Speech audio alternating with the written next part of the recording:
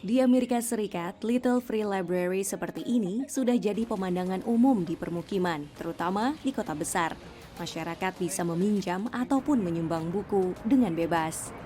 Konsep ini menarik perhatian seorang pegawai negeri bernama Nining Dwi Astuti di Desa Jolontoro, Wonosobo.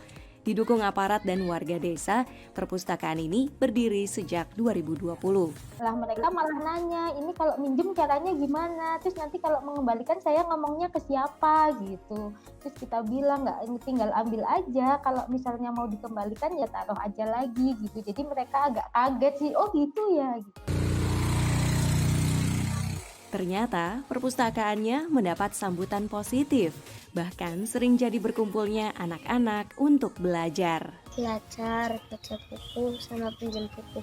Di desa kan internet susah, banyak yang nggak punya internet di rumah, mereka pakai kuota. Kuotanya itu juga terbatas. Nah, kebetulan di rumah itu kemudian kita inisiatif buat pasang wifi. Pagi itu orang pada minjem buku, malamnya tuh buat anak-anak kecil belajar di situ. Sementara di Desa Rawajaya, Cilacap, seorang guru bernama Ari Hendra Permana mendirikan Little Free Library dari lemari bekas. Tujuannya meningkatkan kecintaan membaca di kalangan anak-anak. Karena sekarang kan anak-anak sudah jarang mengenal buku, yang pasti game terus kan, dan manfaatnya jauh. Terus ini harus sasarannya memang anak-anak. Sejak 2019, teras rumahnya sering didatangi anak-anak yang ingin membaca. Hampir semua buku habis dilahap dan bahkan rusak karena terlalu sering dibaca. Dulu kita lem begini, ini sudah lepas lagi. Little Free Library idealnya tidak hanya menjadi ruang untuk meminjam buku, tapi juga untuk menyumbang buku, sehingga terjadi perputaran buku secara stabil.